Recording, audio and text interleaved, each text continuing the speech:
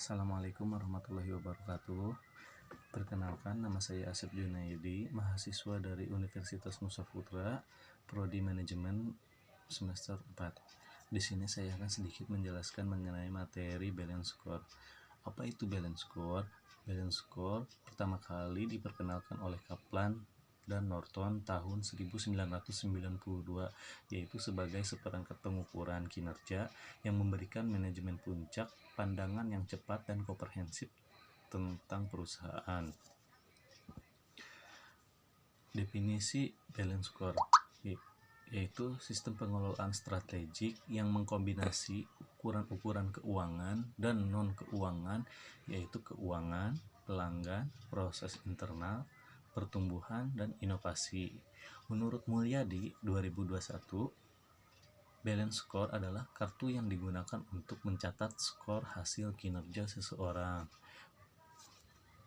Lanjut, karakteristik balance score ada 3, yaitu yang pertama, mengkombinasikan ukuran finansial dan non-finansial. Yang kedua, menyelaraskan ukuran-ukuran dengan strategi perusahaan. Yang ketiga, terdapat hubungan cause and effect antara ukuran-ukuran dalam perspektif balance score. Kemudian, ada 4 perspektif dalam hal penggunaan balance score. Yang pertama, perspektif keuangan. Yang kedua, perspektif pelanggan. Yang ketiga, perspektif proses internal. Yang terakhir, yang keempat, perspektif pembelajaran dan pertumbuhan.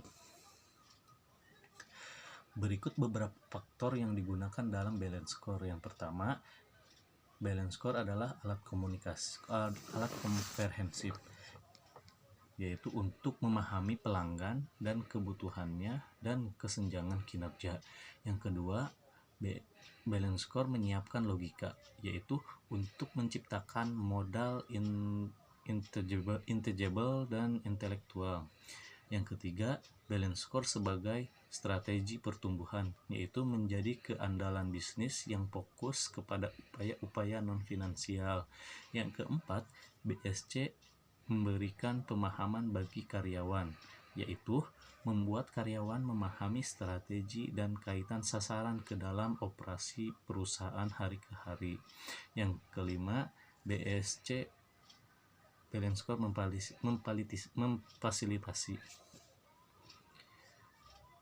keuangan balance score, yaitu balance score memperluas perspektif yang dicakup dalam perencanaan strategi.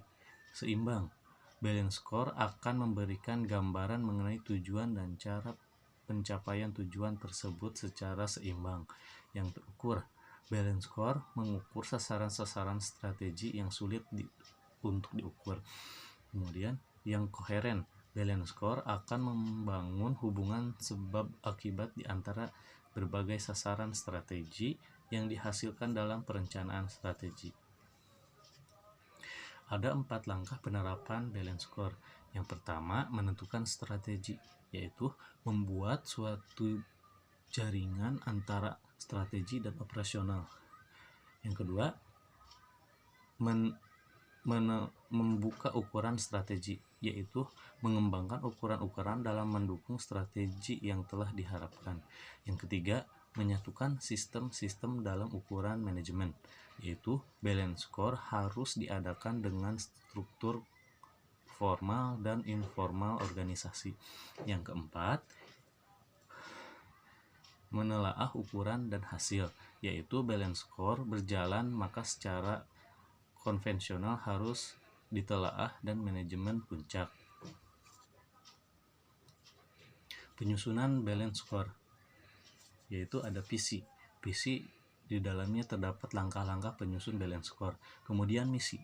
Misi di dalamnya terdapat kerangka pikiran dan perencanaan dan eksekusi strategi. Kemudian tujuan, di dalamnya menentukan masalah yang terjadi. Sasaran strategi, yaitu di dalamnya menentukan indikator kinerja. Kemudian indikator kinerja utama, di dalamnya mengukur KPI atau spesialis measurable, addressable, realistic, time bound. Kemudian inisiatif strategi, yaitu membuka strategi map. Mungkin hanya itu yang bisa saya sampaikan mengenai balance score. Kurang lebihnya mohon maaf. Terima kasih atas perhatiannya. Wabillahi taufiq wal hidayah. Wassalamualaikum warahmatullahi wabarakatuh.